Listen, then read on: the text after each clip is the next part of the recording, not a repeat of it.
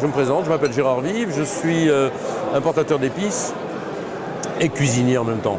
Donc ma particularité, c'est que je vais dans les zones de production, dans les plantations directement choisir mes épices et que entre la plante et l'assiette, il n'y a pas d'intermédiaire.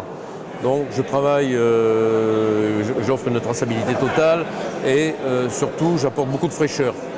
Ce qui veut dire, quand je parle de fraîcheur, ça veut dire que l'utilisation des épices dans les plats devient complètement différente. On ne travaille pas, notamment, je suis spécialiste des poivres et quand on met du poivre, nous, en cuisine, c'est toujours sel et un tour de moulin. Donc moi je veux que le poivre ait une vraie place dans la recette et ne soit pas l'élément qui va apporter un peu de puissance pour donner un peu de relief, mais travailler donc sur la fraîcheur et sur l'aromatique.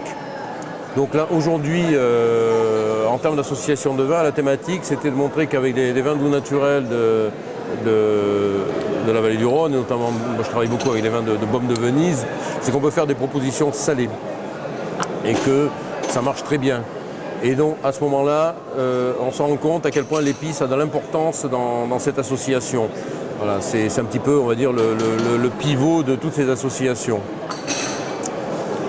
Alors on peut faire, en même temps on arrive dans un univers très complexe. Parce qu'on se rend compte que quand on fait un plat et si on a un échantillon de plusieurs vins, une dizaine de vins qui viennent tous de la même appellation, on a des résultats très différents d'une bouteille à l'autre.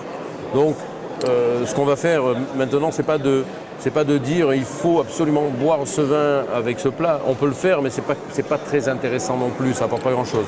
Ce qui est intéressant, c'est de dire aux consommateurs, amusez-vous, faites des expériences, sortez un petit peu des idées reçues, des choses bien établies. Le Baume de Venise, le VDN Baume de Venise, c'est pas forcément l'instant apéritif, c'est pas forcément sur un dessert. Ça marche bien avec du foie gras, mais on peut mieux faire aussi parce que là on arrive dans un grand classique. Et c'est amusez-vous, voilà. C'est le conseil que je peux donner, c'est aussi bien en cuisine qu'à table, il faut s'amuser, il faut que les choses soient pas une prise de tête, mais que ce soit très ludique et du plaisir. Voilà.